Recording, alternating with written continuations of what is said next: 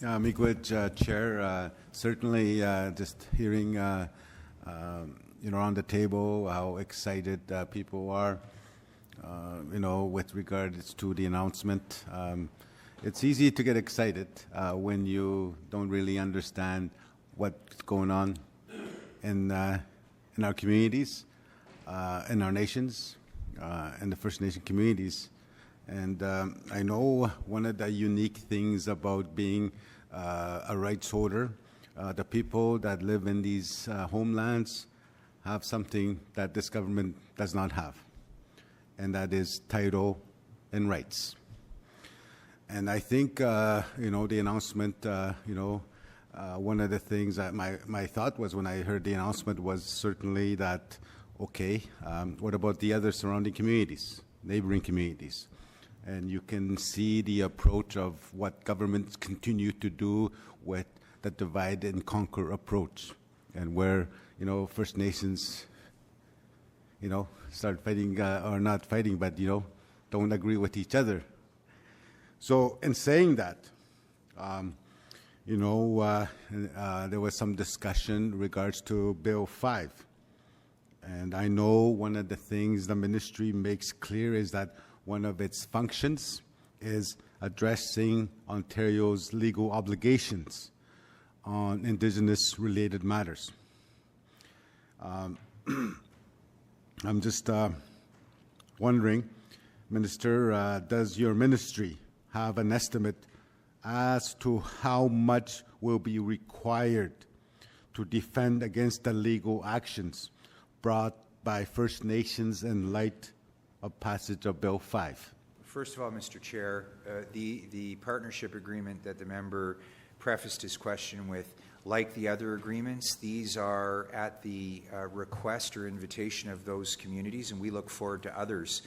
I would submit respectfully that the persistence of identifying communities that may be opposed to it is a divide and conquer strategy that it's not helpful or effective in the process that we're trying to advance. It's at the request of these communities' local priorities and their desire to participate in legacy infrastructure projects.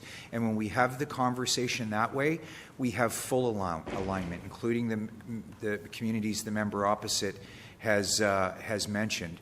With respect to a specific amount of funds required to support legal actions against Bill 5, that would not be anything within the purview of my ministry or anything that would be reflected in the estimates here today. We're hopeful that those communities, through the consultation exercises that we're engaged in, will understand that elements of this bill and its totality could serve their interests, especially when it comes to large-scale projects. He's not really answering my question, but clearly dodging the question. But I know there are a number of legal actions, suits being brought by rights holders, First Nations, against this government due to the lack of free, prior, informed consent, due to a lack of consultation on Bill 5, correct? No, Mr. Chair. I know that means that you haven't coordinated any dialogue with MAG or Treasury Board or the Cabinet about what this might entail. How much might this cost to defend or to settle these? Mr. Chair, while I'm technically a practicing lawyer, a non-practicing member of the Law Society of Ontario, and have practiced, I can't speculate on costs associated with any litigation against the province of Ontario. MPP Mamakwa, just go through the chair for your questions. Thank you. I know that I'm just saying that I think that, I know that that's something that's coming up, and I think for these to come up, I think I guess there is no proper consultation in your part, in your government's part, with respect to Bill 5. And that is very clear. And there was like, okay, let me get this. How much did you spend on resources on doing consultation on Bill 5? There are two elements to it, Mr. Chair. Obviously, there's a political engagements where I and some of my counterparts, including the Premier, have met with different First Nation leadership on the technical duty to consult. That is being done. It's being done in a very thorough manner. There isn't one First Nation community in this province that has not been contacted and contacted repeatedly for any level of consultation that they would require or have about Bill 5, broadly speaking. We've been very careful and deliberate in our efforts to carry out that duty to consult. And then, of course, what would follow is any aspects of the implementation of Bill 5 would require more technical duties to consult on the impact of any element of Bill 5. So we've gone above and beyond what other governments have or would otherwise be required to do. I look to our federal counterparts hosting a national meeting, for example. To the credit of the Minister of Economic Development, Job Creation and Trade, their dogged persistence on ensuring that First Nations communities can and will be consulted if they so desire is something that we take very seriously and something that my ministry supports and is supportive of. I've seen those letters. Writing a letter to First Nations about Bill 5 is not consultation. And I think, when you say all First Nations have had the opportunity, and you're doing this after the fact that is done, my question was before the Bill 5 was tabled. I know some of we were sitting around the committee and all that, like there were some very good recommendations, and the government just proceeded with Bill 5. So I think when we talk about, again, is there a number, an amount, a set amount that this government spent on consultation on Bill 5? They're not reflected, Mr. Chair, they're not reflected in anything that I would speak about at this committee. They are, from a financial perspective, the responsibilities of another ministry. I'm not aware of the member being a lawyer. He certainly talks like one, so I want to be real careful. But say to him that we take the duty to consult as a top priority. It's why my ministry is being mobilized as a central agency.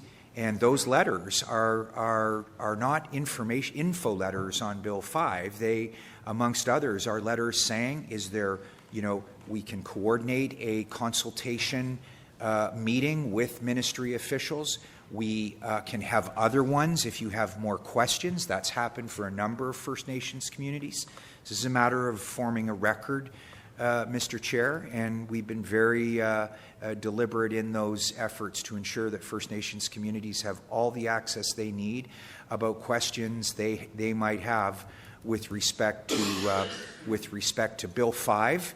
And the member opposite then, with his apparently extensive knowledge of how the law works, I would turn his mind to Mikisew First Nation versus Canada, where the Supreme Court set out clearly a legislative ability for governments to table legislation, to have it go through committees just like this, but a prima facie, as we would say, responsibility for consultation to any and all communities affected by that bill, generally and technically speaking, and we're following that to the letter of the law as it's set out to the Supreme Court by the Supreme Court of Canada. And I'm guessing the member has a thorough knowledge of the Supreme Court's position on that and the Government of Ontario's compliance with that, particularly as it pertains to Bill 5. Speaker, Chair, it is very disrespectful of this minister to question my background, he's talking down to me just because I don't have the legal background. But for one thing, I'm First Nations, I'm a rights holder, and that's something that he cannot take away from me. He speaks like as if he's from the north, but he's not one of us. Like, you cannot talk to me like that, where I speak like that. So just... So I just want to be clear on that. So yes. I actually don't know the member's background. All I know is that most of the questions have been framed around rights and legal costs. So there are, I would never make an assumption on his background, other than to say that if you're going to talk about legal issues and legal costs, I have an obligation as the minister to speak to them, and I think this member has known me long enough that obviously there would never be the intention to do as he might suggest. So thank you for that. Thank you. So my ask of all committee members is ultimately for your questions and answers that they reflect the content of the estimates, which is what we're here to discuss today. So, thank you. Would you like the floor back? Okay. Thank you, MPP Mamakwa.